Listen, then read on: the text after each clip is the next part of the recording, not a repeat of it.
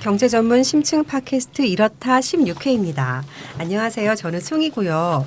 와, 오늘은 정말 오랜만에 슈퍼바이저님께서 나오셨어요. 슈퍼바이저님 한번 인사를 한번 해주시죠. 네, 안녕하십니까. 슈퍼바이저입니다. 오래간만입니다. 네, 근데 왜 이렇게 오랜만에 나오신 거예요? 잘 아시는지 모르겠지만 저희들이 정치경제연구소 대안이라는 단체를 작년 12월 23일에 설립했어요. 그런데 이번 5월 25일 날 드디어 창립 기념 심포지움을 중구 정동에 있는 프란치스코 교육회관에서 엽니다. 저희가 지난 15회에 알려드렸듯이 이번 창립 기념 심포지움을 국제 심포지움 형식으로 열려고 하는데요. 독일에서 그동안 조세개혁과 경제민주화 담론을 주도해온 단체가 아탁이라는 단체가 있는데요. 네, 그 아탁에서 베르너 레츠 씨가 저희의 초청을 응해 주셨고요.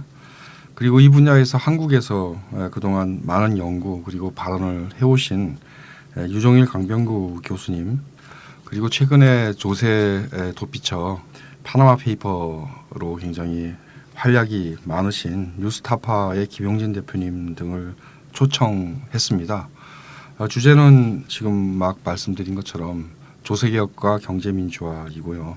사실 이거 준비하느라고 굉장히 좀 시간이 없다라는 변명을 할 수밖에 없겠네요. 많이들 참석해 주셔서 저희가 그동안 해왔던 주제 중에 하나이기도 한데요. 경제민주화와 조세개혁에 대해서 함께하는 자리를 가져주셨으면 합니다. 네, 근황을 물어봤더니 광고를 열심히 하셨는데요. 정말 준비하시는 힘드셨나 봐요. 목소리가 착 가라앉으셨어요. 목소리가 예전 목소리가 아니죠. 예전 목소리가 아닌데. 네네. 25일 수요일 정동 프란치스코 회관에서 낮 2시에 열립니다. 청취자분들 많이 오셨으면 좋겠고요. 오셔서 저희랑 인사도 하시고 사인은 유프로님께서 사인을 해주시는 게 네. 6% 사인 연습해라. 네. 아, 그럼 이제 마저 인사를 해보실까요? 오늘도 유프로님과 찬희쌤 늘 같은 자리를 지키고 계십니다. 예, 유프로입니다. 반갑습니다. 네, 찬희쌤입니다. 반갑습니다. 아니 좀 인사를 성의 있게 하라고. 아니 쑥스러워가지고. 네, 저희가 이렇다를 4개월 넘게 진행했는데요. 많은 청취자분들께서 팟빵 홈페이지와 정치경제연구소 대안 페이스북 페이지에 청취 후기랄까, 뭐 희망사항이랄까 이런 거를 계속 올려주셨어요. 그래서 뭐 티가 났는지 안 났는지 모르겠는데 이렇다 방송이 나름 꾸준하게 반영을 해왔거든요. 네, 북한 경제에 대해서 다뤄달라고 하신 분이 있어갖고 북한도 다뤘고요. 구조조정과 부실기업 정리 문제에 대해서 의문을 제기해 주셔서 그것도 최근에 했죠. 네네네. 맞아요. 그런데 또 다른 주문 사항이 있었어요. 중상주의나 화폐제도의 역사 이런 것들에 대해서 다뤄달라고 그 닉네임 MANSO 만소예요? 뭐라고 읽어요? 만소라고 읽나요? 만소라 해야 되겠죠. 그렇죠. 맨소? 맨소? 네, 이분께서 굉장히 구체적으로 말씀해 주셨어요. 그래서 한번 적어왔습니다. 번외편으로 귀로 듣는 경제학 원론편을 따로 준비하셔서 아담 스미스로 시작해서 막스, 케인즈 그리고 시카고 학파 여기는 좀 XS끼 개뭐 같네요. 네, 무슨 새끼 뭐 이런 네 이렇게 이어지는 경제학 역사도 한번 마련해 주시면 어떨까 합니다. 이렇게 적어주셨거든요. 시카고 아파를 특별히 싫어하시나 봐요. 그러니까요. 네. 뭐 그럴 만. 유프로님 혹시 이분 아세요? 아는 사람인지 모르는 사람인지 알 수가 없습니다. 아. 이 아이디만 봐가지고는. 찬희쌤 아는 사람인지 모르는 사람인지 아니요만 알 수가 없습니다. 저도 마찬가지인데 예, 역시 우리 청취자분들께서 이렇게 품격 있는 요구를 하셔서 어쨌든 저희가 그 만소님의 의견을 따라서 이렇다의 새로운 코너를 추가하기로 했습니다. 이름하여 경제와 경제학의 역사 코너입니다. 와. 그래서 진행 방식을 한번 이렇게 해보려고 하는데요. 그 지난해부터 시작했던 주간 경제뉴스 브리핑 이건 매회 계속 진행을 하고요. 네. 메인 파트는 번갈아서 격주로 한 주는 지금처럼 핵심 경제 이슈를 파헤치기. 그리고 다른 한 주는 경제와 경제학의 역사 이렇게 진행을 해보도록 하겠습니다. 저번에 우리 한번 번외편으로 삼성전자가 몰락해도 한국이 사는 길 이 저자를 모셔서 한번 얘기도 나눠봤었잖아요. 이런 것도 가끔 있을 것 같아요. 네네. 자, 그럼 오늘은 그 첫 시간의 주제는 그 흔히 경제학의 아버지라고 불리는 애덤 스미스에 대해서 준비를 해봤는데요. 아마 애덤 스미스 아버지. 네, 그의 불멸의 저작인 국부론. 이것에 대해서 들어보지 않은 사람 아마 없을 것 같아요. 읽어본 사람은 그렇지만 네, 바로 매우 접니다. 적을 들어보기만 했지 읽어본 적은 없는. 워낙 네. 길어서 두꺼워요. 저도 읽다 말았어요. 아, 네, 그거 어떻게 다 알고요? 네, 이 애덤 스미스에 대해서는 이제 좀 이따 본격적으로 얘기를 시작해 보도록 하고요. 본주 제도로 들어가기 앞서서 역시 이번 주도 주요 경제 뉴스를 먼저 살펴보도록 하겠습니다. 부로님. 예. 우리나라 소식 하나 먼저 짚어보도록 하겠습니다. 네. 구조조정을 위한 국책은행 자본 확충과 관련된 소식인데요. 한국은행 이주열 총재의 발언으로 국책은행 자본을 확충하기 위한 유력한 방안 중 하나로 등장한 것이 자본 확충 펀드 조성입니다. 이와 관련하여 정부의 지급 보증 여부가 쟁점이 되고 있다는 소식인데요. 펀드 조성을 위해 돈을 빌려주는 한은의 입장에서는 대출 회수를 위한 확실한 담보가 필요한데 정부가 지급 보증을 하려면 여소야대 국회의 동의를 얻어야 한다고 합니다. 자본 확충 펀드 이것부터 좀 설명을 해주셔야 될 것 같은데요. 예, 자본을 확충하기 위한 펀드인데요. 저번부터 이게 국어에 성의가 국어에 없어. 민감한. 예, 한국은행이 특정 기간에 대출을 해주면 이 기관이 펀드를 조성해서 산업은행의 신존 자본증권, 언론에서는 코코본드라고 그러죠. 그러한 것들을 인수해서 BIS, 그러니까 국제결제은행인데요. 국제결제은행이 정해둔 은행 자기 자본 비율을 높여주는 방식입니다. 여기까지는 한국은행이나 정부나 이견이 없다고 합니다. 아마 코코본드 얘기 14회 때 나온 것 같은데요. 산업은행 입장에서는 돈을 이제 조달해 오는 건데 꼬우는 건데 부채로 잡히지가 않고 자기 자본으로 잡혀서 BIS 비율이 올라가게 된다. 요 얘기했던 것 같고요. 그래서 그 코코본드를 인수하기 위한 펀드, 그게 바로 자본 확충 펀드다. 이렇게 이제 말씀드릴 수 있을 것 같습니다. 그러면 저번 15에서 다뤘던 것처럼 정부 공식 부채로 잡히진 않지만 사실상은 정부 부채가 될 가능성이 있는 거네요. 네, 바로 그렇습니다. 역시 수희님은 예, 재치가 있습니다. 예. 바로 한은의 자본 확충 펀드 대출금의 해수 방안이 문제가 되고 있는데 한은은 대출금에 대한 담보나 지급 보증이 필요하다고 정부가 빚 보증을 써야 한다고 주장하고 있습니다. 그런데 정부는 여기에 대해서 부정적인 생각을 가지고 있죠. 지급 보증은 국가 채무에 잡혀서 재정이 투입되는 것과 유사한 효과를 낳습니다. 네, 그렇죠. 사실상 나라 빚이 급증한다는 비판을 감수해야 하는 동시에 여소야대인 20대 국회죠. 에서 승인을 얻어야 하기 때문에 큰 부담이 되는 거죠. 뭐 보증 서는 걸 좋아할 사람이 누가 있겠어요. 네. 역시 이렇다를 열심히 들으면 경제신문을 읽는 게 좀 재밌어지는 것 같아요. 저도 요즘에 볼 때마다 좀 알아듣는 뉴스가 생겨서. 다 아는 얘기만 나오니까. 네. 네, 좋죠. 네, 그렇습니다. 또 다른 뉴스 또 없어요? 네, 세계의 디플레이션 공포가 다시 확산되고 있다는 소식인데요. 최근에 발표된 각국의 통계를 보니까 4월 소비자 물가 상승률이 다 마이너스가 됐어요.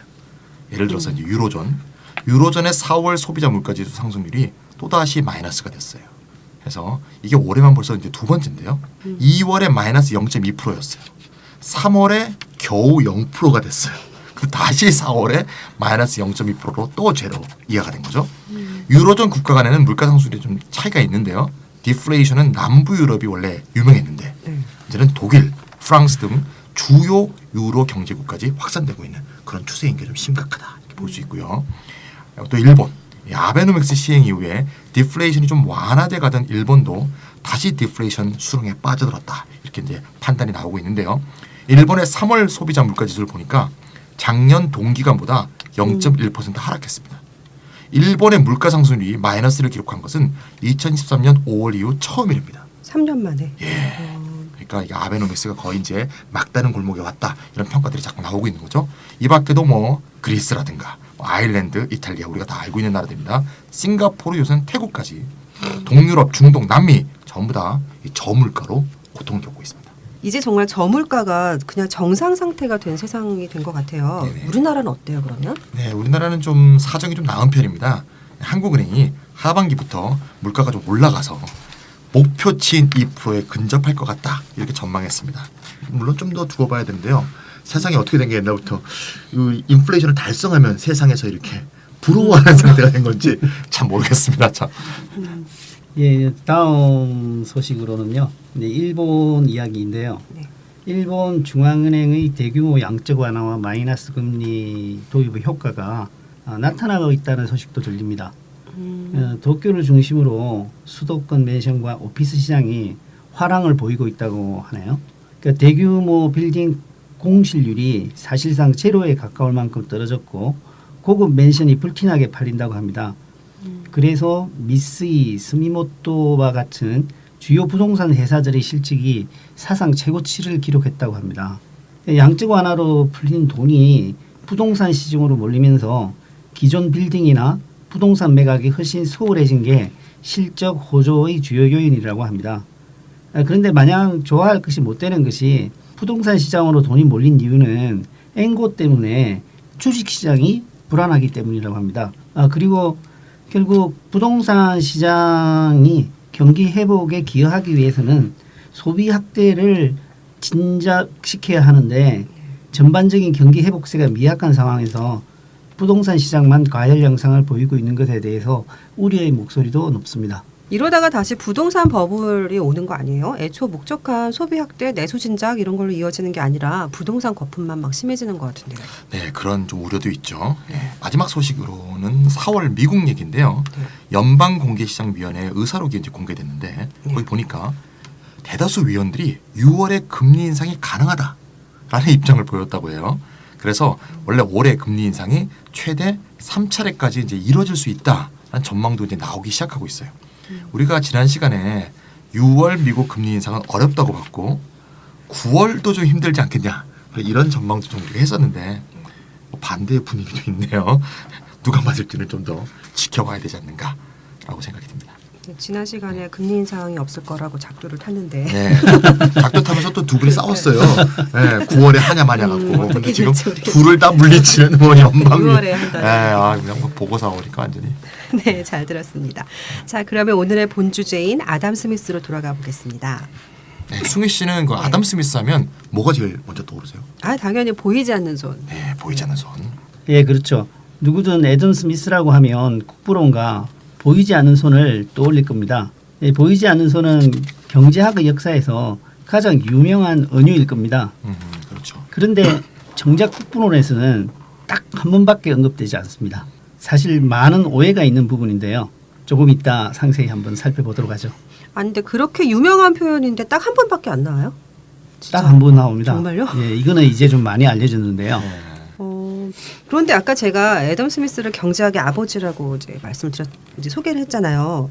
그럼 애덤 스미스 이전에는 경제학이 없었어요?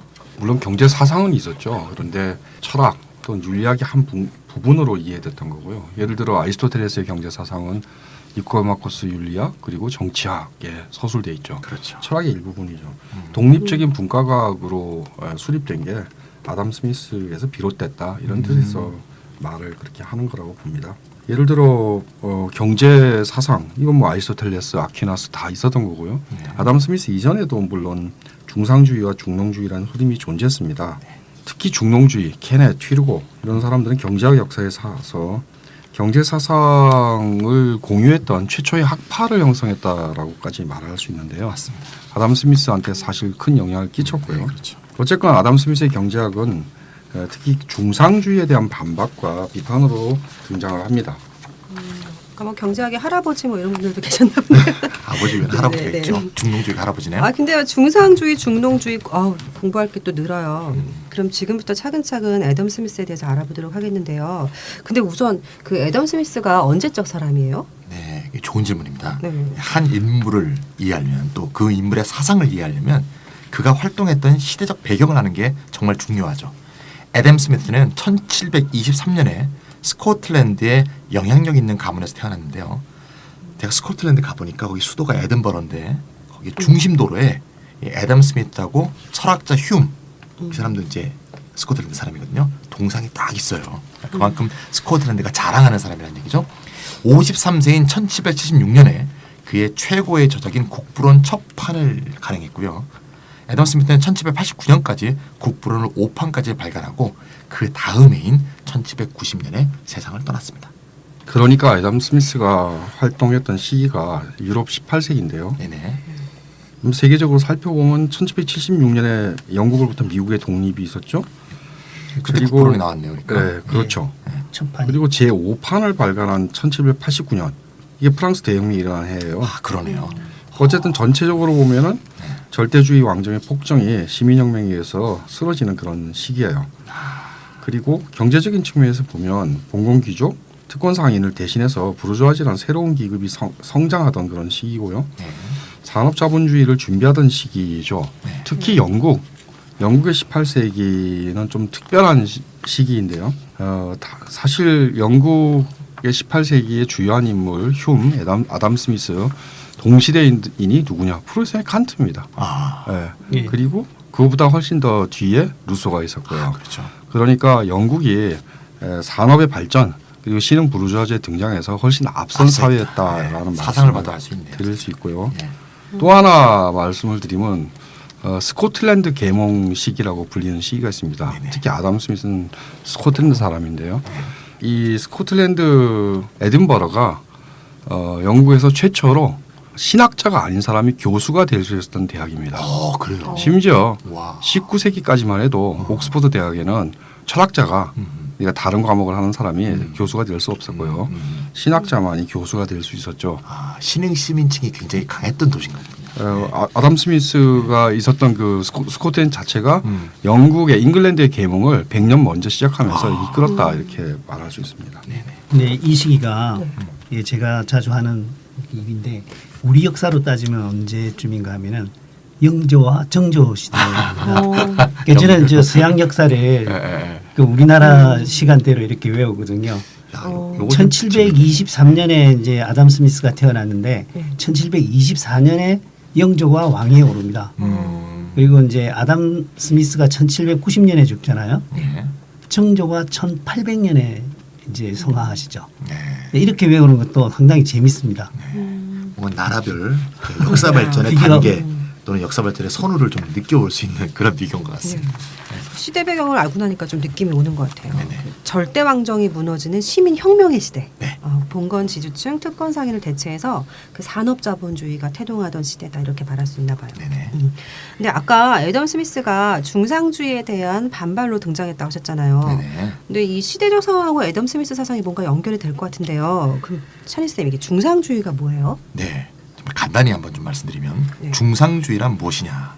국부, 네. 국가의 부는 곧 금과 은이다 라는 믿음에 따라서 해외로부터 금, 은을 국내로 들여오는데 국가 정책을 집중했던 광범위한 사고 흐름, 요거는 이제 중상주의라고 볼 수 있어요. 금, 은이라는 게 당시에는 화폐잖아요. 그러니까 금의 보유량을 늘리려면, 금, 은의 보유량을 늘리려면 어떻게 하겠어요? 수출은 늘려서 금은을 많이 가져오고 수입은 억제하는 그런 무역 정책을 추진하게 되는 거죠. 물론 뭐 중상주의자라고 스스로 자처하는 그런 학자 집단이 따로 있었던 것은 아니에요. 시대를 풍미한 그러한 사고의 흐름을 통칭해서 이렇게 부르는 거고요. 아담 스미스는 국부론을 통해서 국부가 화폐다, 국부가 금, 은이다 라는 생각은 잘못된 것이며 국가와 국민의 부란 것은 자국에서 생산된 노동생산물, 즉 노동에 의해서 생산된 전체 필수품과 편의품의 합이라고 주장했습니다. 근데 뭐 그게 그렇게 큰 차이가 있어요? 뭐 국부 자체가 금은이 아니라 노동 생산물이라고 하더라도 뭐 금이나 은 주면 생산물 살 수 있고 뭐 그렇잖아요. 네. 그럼 별로 그렇게 큰 차이가 나는 건 아닐 것 같은데요. 예, 아주 좋은 질문입니다. 그래서 조금 추가적인 설명을 드려야겠는데요. 중상주의는 절대 왕정, 그러니까 시민혁명, 부르주아 혁명에 의해서 타도된 구체제의 정책이라고 할 수가 있는데요. 중상주의자들은 국부가 곧 금, 은이라고 보았기 때문에 국내 생산을 전반적으로 발전시키기보다는 국가의 특혜 아래 특정한 수출 산업만을 육성하고 금은 즉 화폐를 축적하기 위해서 수입은 정책적으로 통제했습니다. 특히 특정 상인들에게 독점권과 특혜를 부여하여 수출은 많이 하도록 하고 그렇죠. 그들로부터 세금을 거둬들이는 데만 열중을 했던 거죠. 네, 역사책에 보면 우리 왜 동인도 회사, 네네. 서인도 회사 이런 게 있잖아요. 이게 바로 이제 어떤 지역에 대해서 무역을 독점하도록 절대 왕정에 하사한 그런 회사라고 볼 수 있죠. 그런데 이제 국부론의 원제목이 부의 원천과 본성에 관한 연구이거든요. 길다. 예. 예, 그러니까 애덤 스미스가 국부론에서 주장한 주요 내용 중에 하나는 부의 원천은 노동이며 국부는 노동 생산물이라는 전제하에서 노동 생산성을 향상시킬 수 있는 재반 원리와 방식을 피력한 것이라고 할 수 있습니다. 맞습니다. 그러니까 중상주의자들은 생산을 많이 해서 이윤을 남긴다는 생각보다는 많이 수출하고 적게 수입하여 차액을 많이 남긴다라는 것이 국부를 정진하는 방법이라고 생각을 했던 거죠. 그런데 스미스의 관점에서 본다면 생산이 증가해야 수출할 상품도 많아지는 것이고 외화도 획득할 수가 있는 거죠. 물론 애덤 스미스는 외화 획득 자체를 경제 정책의 목표로 삼지는 않았습니다. 그러면 중상주의자들은 부는 이제 생산하는 게 아니라 어딘가에서부터 뺏어오거나 가져오거나 뭐 그렇게 네, 바로 그게 핵심입니다. 중상주의는 그러니까 부가 무역 흑자에서 오는 거고요. 스미스 생각에 따르면 부는 노동, 즉 생산에서 오는 거죠. 그런데 이제 중상주의와 이 애덤 스미스 이런 생각 차이는 네. 단순히 부가 뭐냐, 부의 본질과 정의에 대한 사고 차이만 있는 게 아니고요. 당시가 혁명의 시대였다고 아까 얘기했잖아요. 다양한 계급이 갈등하지 않았겠습니까? 그러니까 바로 아까 숭이님도 말씀했잖아요. 시대와 사상은 연결된 건 아니겠냐 이렇게 네. 말씀하셨잖아요. 그러니까 중상주의와 애덤 스미스의 차이는 결국 대변하는 세력이 달랐던 거예요. 예. 서구 사회에서 15세기 중반부터 18세기 중반까지 한 300년간을 중상주의 시대 혹은 상인 자본주의 시대라고 부르는데요. 바로 이 시기는 정치적으로 보면 절대 왕정의 시대하고 딱 일치해요. 절대 왕정 하면 숭이 씨는 누가 떠오르세요? 그 프랑스 루이 14세 그렇죠. 짐이 곧 국가니라. 아 멋있다. 예. 그런 말 한번 해보고 살아보면 정말 대단하죠. 영국에서는 또 헨리 파세, 헨리 파세가 유명한데요. 이 헨리 파세는 왕비하고 이혼을 하고 새 결혼을 하려는데 교황이 자식 하지 마 이러니까 아이씨 네가 뭔데 못해야지 그래서 카톨릭 교회하고 아주 결별을 하고 아예 종교를 새로 만들죠. 네, 그게 영국 국교회의 출발점을 이루는 거고요. 한국에서는 성공회로 부르는데 뭐 다른 나라에서는 앙글리칸 처치라고 부르죠. 네네, 앵글리칸. 네, 이렇듯 이제 절대 왕정은 교황과 영주가 지배했던 중세하고 달리 독자적 권력을 쟁취해서 어떤 국가적인 단위의 지리적 공간을 차지하게 되는 거죠. 그러다 보니까 이제 절대 왕정 시대에 국가 단위의 시장도 형성되기 시작합니다. 중상주의는 그러니까 이러한 절대 왕정 출현하고 밀접한 연관이 있는데. 절대 왕정은 한 곳에만 있는 게 아니잖아요. 옆 절대 왕정하고 자꾸 전쟁이 붙겠죠. 그럼 언제 전쟁을 할지 모르니까 여기에 대해서 전쟁 치를 준비를 갖추고 있으려면 재정을 튼튼히 해야 되고 국고에 금과 은을 꽉꽉 채워놔야 되는 이런 상황에 놓이게 된 거니까. 전쟁 자금으로. 그렇죠. 그게 굉장히 중요한 거죠. 이거하고 정반대로 이제 스미스는 국부는 금은이 아니다. 노동에 의한 생산품이다. 이렇게 얘기하면서 자유방임의 경제를 주장했잖아요. 그러니까 이거는 절대 왕정하고는 전혀 관계없는 이론인 거죠. 즉 부르주아지 계급, 즉 생산자 사업에 종사하던 중상 계급을 대변해서 자기 이론을 전개했다 이렇게 볼 수 있고요.